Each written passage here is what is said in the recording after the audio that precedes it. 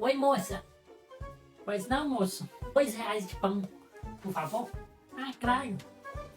O que é isso aqui?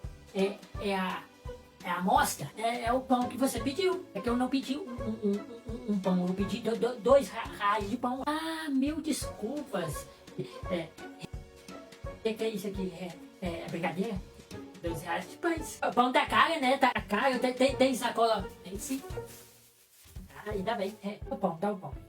Então, é que a sacola é dois reais. O que foi que tá acontecendo? Aí eu já vou cobrar o valor da sacola aqui de uma vez. Que é isso? Você tá de brincadeira, né? Obrigado então, moço. Pode pra cá, dá um pão. O que foi que tá pegando? Toma. Nós também tá cobrando obrigado.